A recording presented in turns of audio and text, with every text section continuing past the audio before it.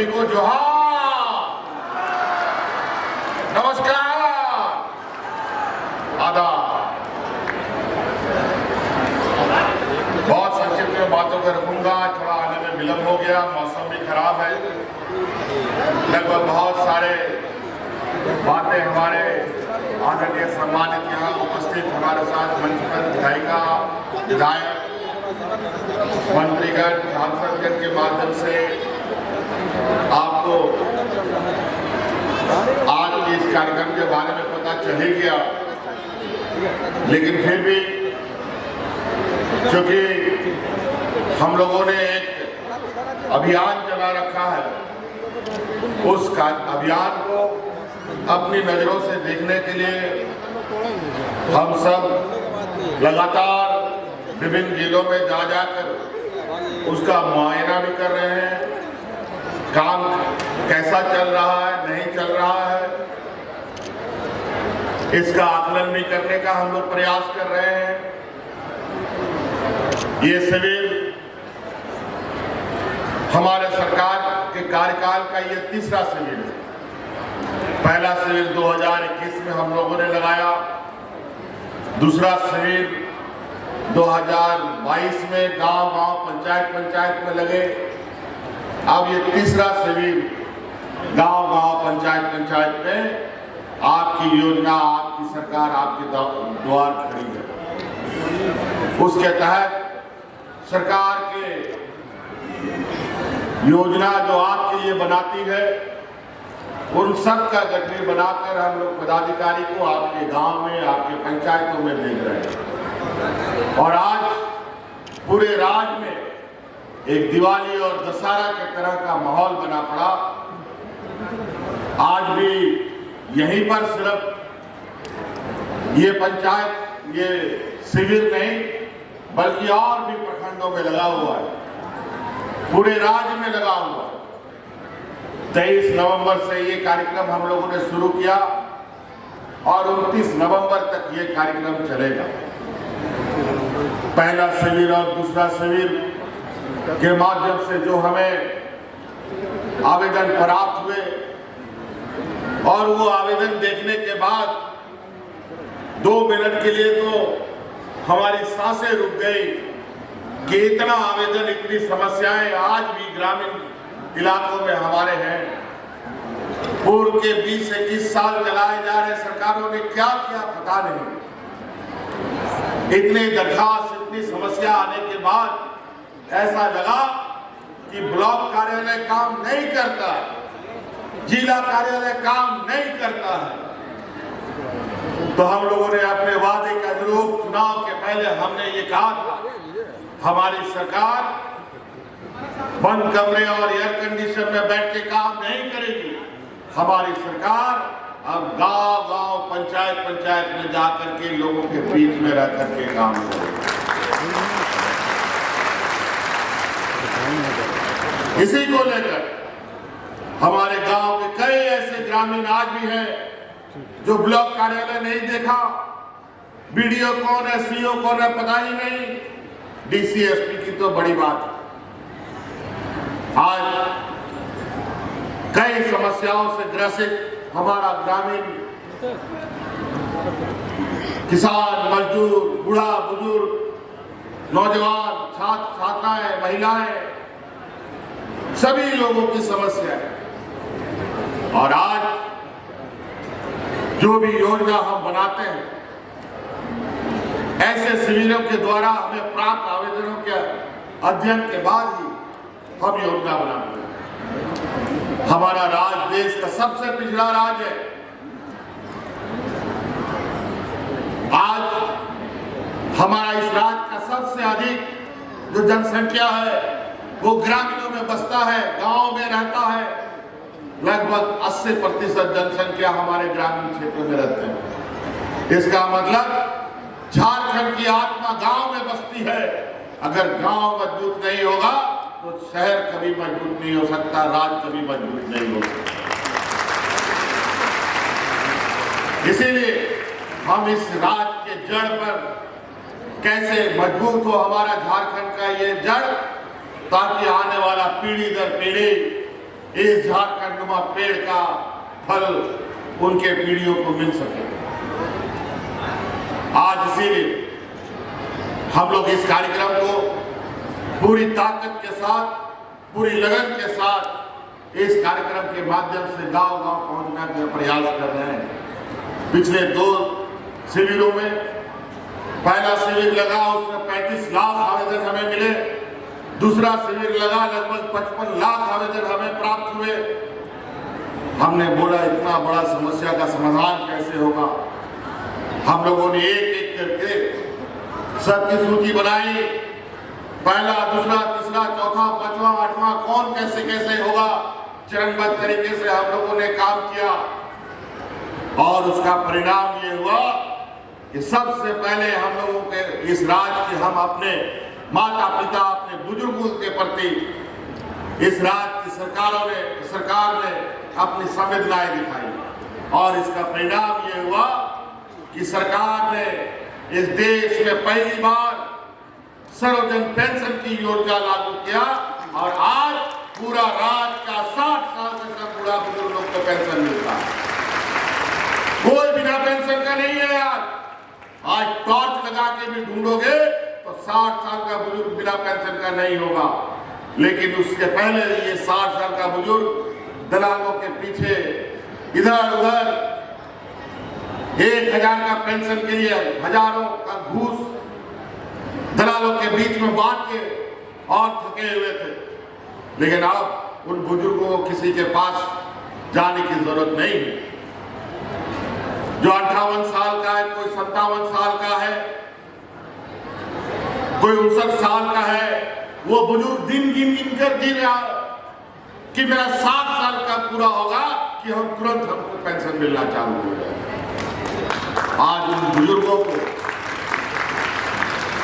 आज की महंगाई के जमाने में बेटा भी अपना बूढ़ा माँ बाप को नहीं रखता।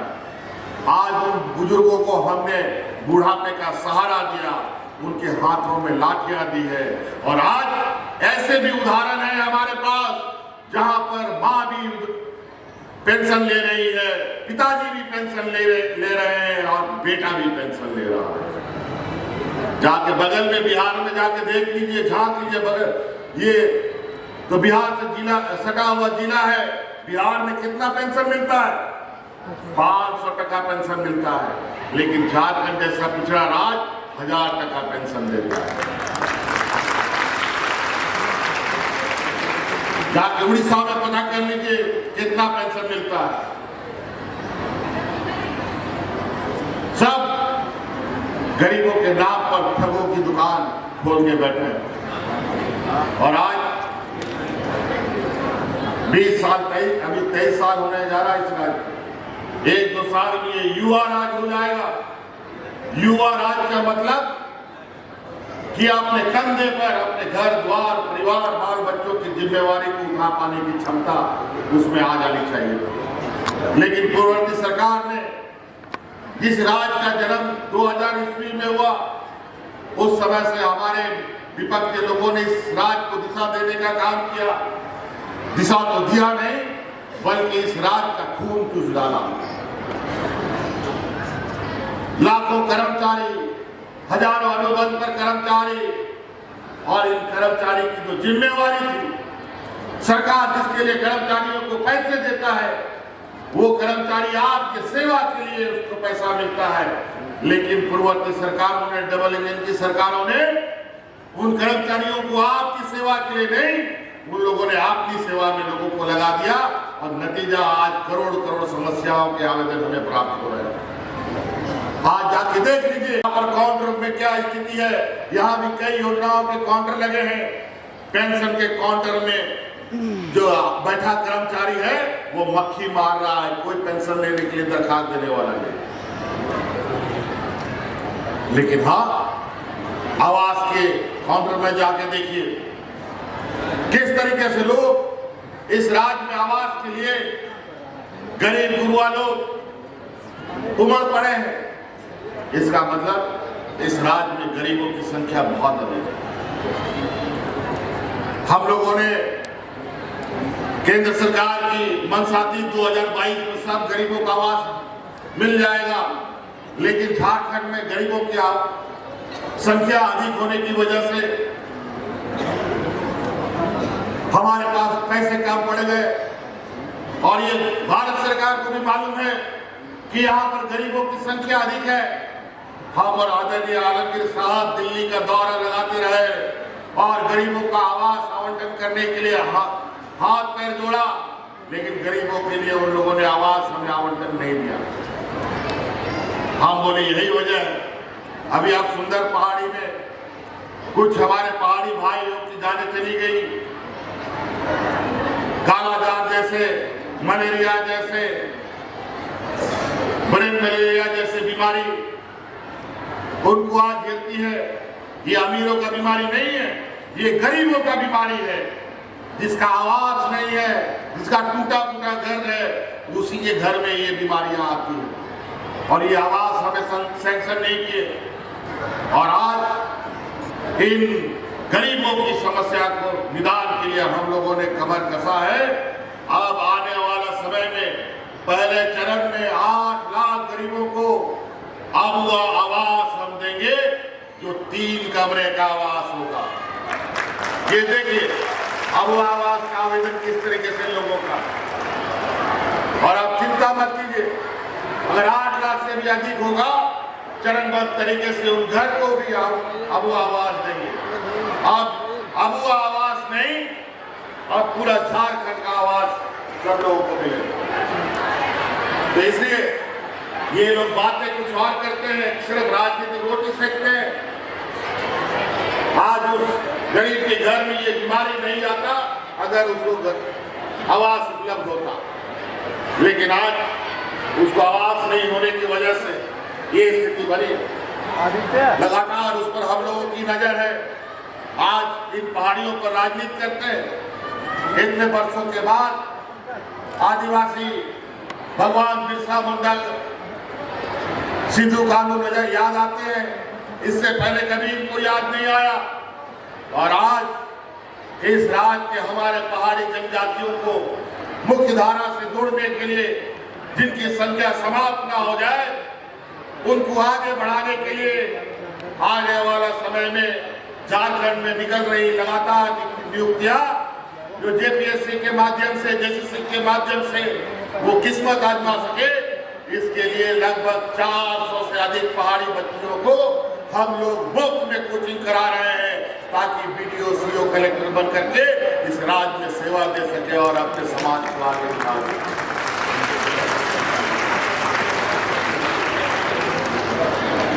4-5 बेटी भी है तो सभी को सावित्रीबाई फुले योजना दे। आप बेटियों की कोई संख्या का विषय नहीं है। और आज हमारी बेटियों को 12वीं तक ही नहीं, आप इंजीनियर, डॉक्टर, वकील, पत्रकार जो भी बनाना है, उसके लिए भी जो खर्चा लगेगा, हमको पता है कि मेडिकल की पढ़ाई कितनी महंगी होती है। हमको पता है कि इंजीनियर की पढ़ाई कितना महंगा होता है। हमको पता है कि वकील बनने के लिए कितना बड़ा पैसा खर्चा होता है। हमें मालूम है कि और बड़े बड़े डिग्रियां हासिल करने का खर्चा कितना लगता है। और आज इसीलिए सभी 10वां 11वां बच्चों को हम ड्यूटी क्रेडिट कार्ड दे रहे हैं कि आने वाला समय में वो हमारे बच्चे बच्चियां इंजीनियर, डॉक्टर, वकील बनना चाहे, 5 लाख, 10 लाख, 15 लाख रुपया खर्चा होगा तो वो भी पैसा राशि राज्य सरकार देगी। ये हमने आपके लिए कानून बना दिया। और कोई माँ बाप को कोई बंधक रखने का जरूरत नहीं है, कोई गारंटर का जरूरत नहीं है। गारंटर सरकार बनेगी, पढ़ाई हमारे बच्चे पढ़ेंगे। सावित्रीबाई फुले योजना लाया है और आज लगभग पूरे राज्य में 8 लाख बच्चों को इससे जोड़े हैं हमने। पहले 2 बेटियों का मात्र इसमें लाभ मिल रहा था। हमको कहीं से पता चला कि जो हमने नियम बनाया है, ये नियम